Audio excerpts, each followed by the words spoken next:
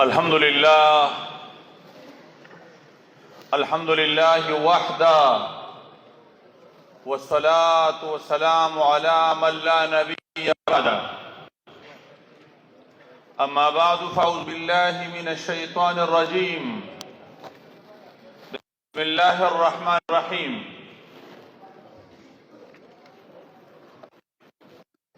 فإن آمنوا بمثل ما آمنتم فقد اهتدوا قال الله تعالى ومن يشاقق الرسول من بعد ما تبين له الهدى ويتبع غير سبيل المؤمنين نوله ما تولى ونصليه جهنم وساءت مصيرا وقال الله تعالى رضي الله عنهم ورضوا عنه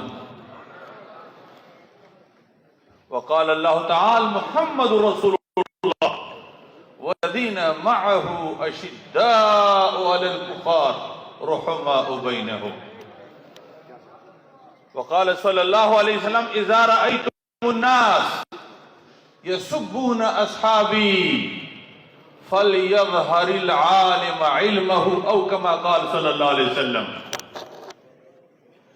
اللهم صل على محمد وعلى آل محمد كما صليت على إبراهيم وعلى آل إبراهيم إنك حميد مجيد اللهم بارك على محمد وعلى آل محمد كما باركت على إبراهيم وعلى آل إبراهيم إنك حميد مجيد قابل عزت احترام شمع محفل محترم لدھیانی صاحب،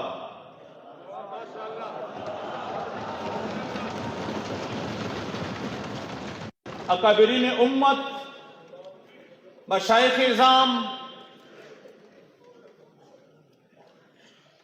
قرآن و سنت کے تعلیم کے علمبرداروں اور عشاق صحابہ، اللہ تعالیٰ ہمارے ایمان کی تکمیل جو عشق صحابہ ہے، محبت صحابہ ہے، اللہ عام سب کی دلوں کو رسول اللہ کے ان لاڈلوں کی محبت سے لبریز فرما۔ میرے بھائیو، ایک وقت بھی تھا جب ہم اسمبلی میں تھے، ہم صحابہ کی عزت کی بھیک مانگتے تھے۔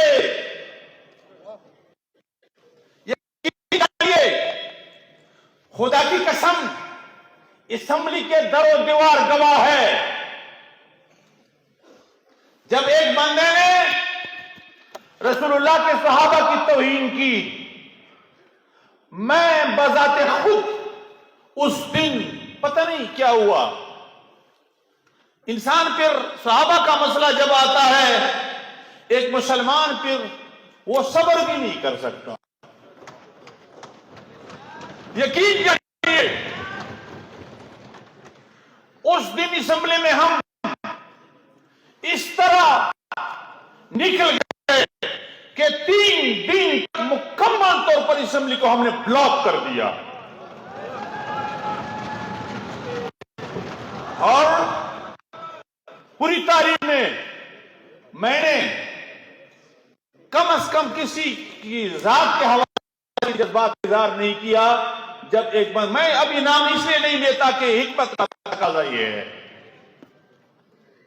اب وحدت کا اور اس بل کے حوالے سے بھی کہتا ہوں، ہم چاہتے ہیں کہ ان لوگوں کو بھی جو ہمارے اور آپ کے درمیان معہود ہے صحابہ کے مخالفت کے حوالے سے، خدا کی قسم میں چاہتا ہوں کہ ان کو سامنے لاؤ اور صحابہ کا بل انہی کے ذریعے سے سینٹ سے پاس کروا دو۔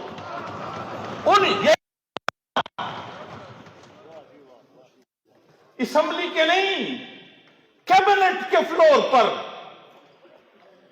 ایک بندہ نے شدید ہرزہ سرائی کی اسی بل کے حوالے سے، کیونکہ پھر اس دن کیبنٹ میں میرے ساتھ اسد محمود صاحب بھی نہیں تھے، عبدالواسی صاحب نہیں تھے، میں علیحدہ تھا۔ میں نے سوچا کہ کیا کروں. بہرحال میں نے کوشش کی کہ دیگر تمام تمام وزراء کی سرے سے اس طرف سے توجہ ہٹا دوں تاکہ یہ چیز مابہی نزاع نہ بن جائے. اور وہ بندہ ہمارے دوست جانتے ہیں صرف ایک بندہ تھا. اور تب کو یہ بھی پتا ہے ہمارے اسمبلی چو چو کا مربع بھی ہے. پتا نہیں یہ تو حال ہمارے ممبران صاحبان اسمبلی میں کہتے ہیں ہم سیکولر ہیں. یقین جانی وہ کیا کہتے ہیں؟ یار اگر آپ سیکولر ہیں تو پھر پاکستان میں آپ کیا کرتے ہیں؟ پاکستان سیکولرزم کے نام پر بنا تھا. میں ہی تو اسی فارمولے پر نے کیا کہ ہم سیکولر نہیں ہیں, ہم مسلمان ہیں اور پاکستان ایک مذہبی ریاست ہوگا, ایک اسلامی اسٹیٹ ہے, ایک مذہبی اسٹیٹ ہے, ایک نظریات اسٹیٹ ہے. اور نظریات اسٹیٹ یہ تب ہوگا جس میں ابو بکر صدیق کا بول بالا ہو, جس میں عمر فاروق کا بول بالا ہو, جس میں عثمان غنی کا بول بالا ہو, جس میں علی مرتضیٰ کا بول بالا ہو, جس میں امیر معاویہ کا بول بالا ہو, جس میں تمام صحابہ کرام کا بول بالا ہو.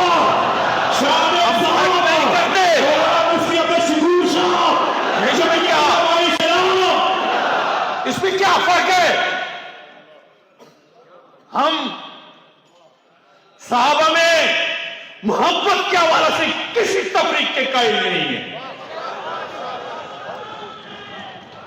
نفس فضیلت میں جس طرح اللہ نے فرمایا فضلنا بعضهم على بعض, جس طرح ہمارے علماء تمام کا یہی عقیدہ ہے امت کا کہ نفس فضیلت میں تمام انبیاء برابر ہے, اسی طرح نفس فضیلت میں تمام صحابہ برابر ہے. نفس فضیلت میں سب کے سب برابر ہے. ہاں ولیت اس میں کوئی شک نہیں, ابو بکر ہے, ابو بکر ہے, اس میں کوئی شک نہیں. اور پھر اس کے بعد جس کے سامنے شیطان آنے کی جرات نہیں کر سکتا, تم کون ہو کہ ابو عمر فاروق کو نہیں مانتے؟ نہ مانو, تم کے نہ ماننے سے کیا مانتا ہے؟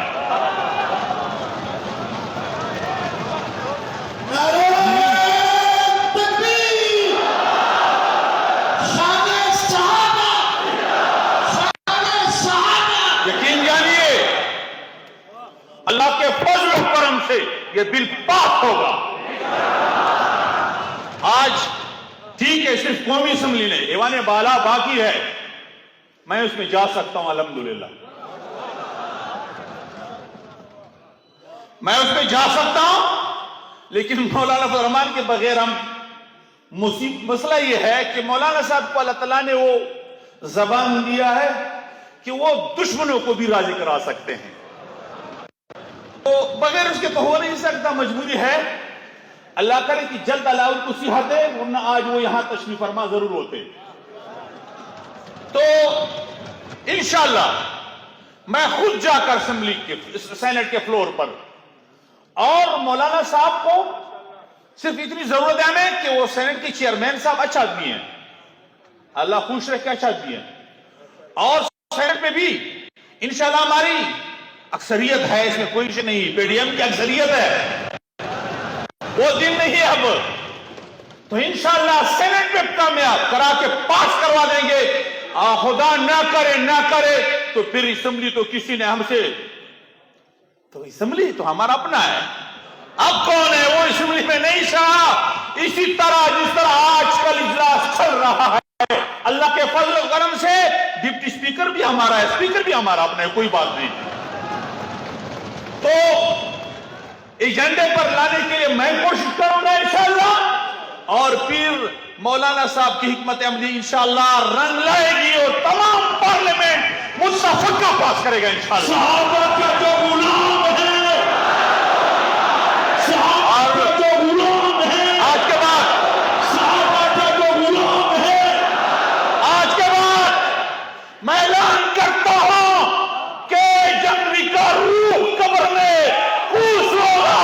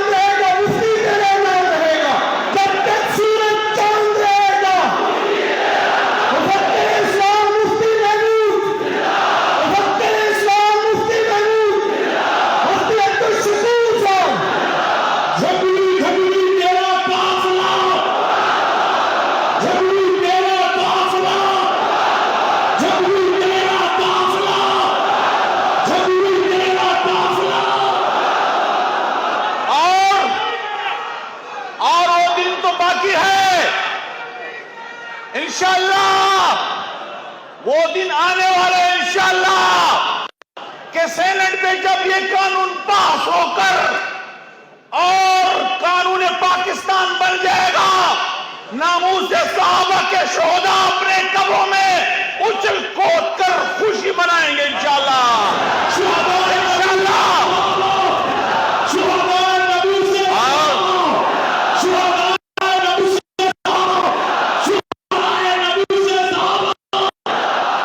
تو ہماری ایک جان ہے، اگر اللہ تعالیٰ لاکھوں جان دے ناموس صحابہ پر قربان ہو جائے کوئی بات نہیں، تو انشاءاللہ ہمیں جو ایمان نصیب ہے یہ کس کی برکت سے ہے؟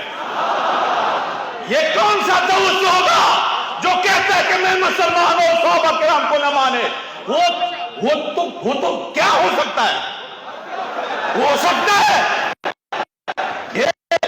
یہ جو صحابہ نہیں مانتے حقیقت میں رسول اللہ کو نہیں مانتے، حقیقت میں رسول اللہ کو نہیں مانتے۔ یاد رکھو، ہم صحابہ کے ناموس پر مر مٹنے کے لیے بلکہ اپنے آپ کو حضرت امیر ماں کے ناموس پر اس سے لے کر صدیق اکبر تک جس طرح امیر حمزہ نے جنگ احد میں اپنے آپ کو کٹوا دیا تھا، ہم تمام صحابہ کے ناموس پر اپنے آپ کو اس طرح کٹوانے کے لیے بھی تیار ہیں۔ آج کے بعد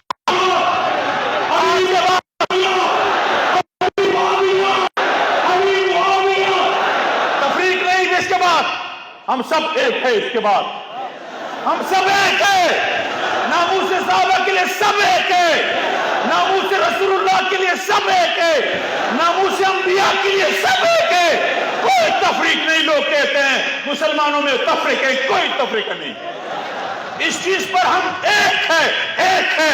اختلاف رائے علیحدہ چیز ہے، اختلاف رائے علیحدہ چیز ہے، وہ تو ہوگا، وہ تو کوئی گناہ نہیں ہے، لیکن جو گناہ ہے وہ عظمت صحابہ کا جو انکار ہے وہ گناہ ہے، وہ صحابہ نہیں بیٹھے گی انشاءاللہ۔ اور یہ صرف ایک شعلہ تک نوا جنگ ہوئی وہ نہیں، اب وہ پورے پاکستان میں پھیل گیا انشاءاللہ، اور وہ اب اسمبلی کے در و دیوار ہلا کر اور سینٹ کے در و دیوار ہلا کر صحابہ کے ناموس کا بل پاس ہوگا انشاءاللہ۔ بہرحال اب ہمارا وہاں اجلاس جاری ہے، میں تو آپ سے اجازت مانگوں گا، جو بھی دینی کاز ہو اس حوالے سے مولانا صاحب نے ہمیں صاف ہدایات کی ہے کہ جمعیت علماء کا کوئی بھی ممبر اسمبلی کے فلور پر پھر وہ صرف یہ نہیں کہے گا کہ میں دیوبندی ہو، جو مذہب کا مسئلہ جب بھی کسی فرقے کا ہوگا اس کے لیے آپ سپاہی بن کر اس کا دفاع کریں گے۔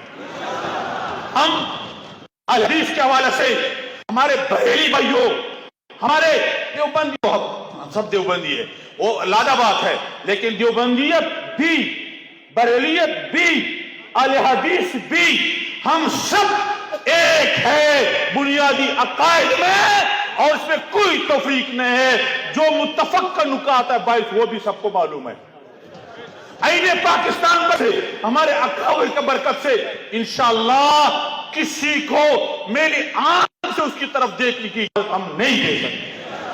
تو ہم تمام شاعر اللہ کا، تمام مقدسات کا دفاع ہم جانتے ہیں اللہ کے فضل و کرم سے، اور جہاں وہ دفاع، ہم دفاع کے لیے جنگ لڑیں گے اللہ کے فضل و کرم سے، آئینی جنگ لڑیں گے، قانونی جنگ لڑیں گے، اور انشاءاللہ اس جنگ میں ہم سرخرو ہوں گے، اور پاکستان کا مقدر لا الہ الا اللہ محمد رسول اللہ کا جو حقیقی نظام ہے وہ پاکستان کا مقدر ہوگا، اور جو نظام ابو بکر صدیق نے اپنے جان مال تن کی قربانیوں سے صدیق اکبر نے چارسوئی عالم پہلایا تھا، وہ نظام پاکستان کا مقدر ہوگا، اور خلفائے راشدین کا جو نظام ہے وہ دن ہے وہ پاکستان کا مقدر ہوگا۔ اسی بنیاد پر پاکستان کو آزاد کیا تھا ہمارے اکابر نے، اور جو پاکستان کے آزادی کے لیے، اس ملک وطن کے کے لیے جو خون کی ہے انہوں کی ابیاری سے اس چمن کو انشاءاللہ آباد رکھیں گے. اور پاکستان کے لیے ہم دعا گو ہیں کہ اللہ اس کو پوری دنیا کے لیے عظیم اسلام کا قلعہ بنائے اور پاکستان اللہ تعالیٰ امن کا گہوارہ بنائے. وآخر دعوانا الحمدللہ.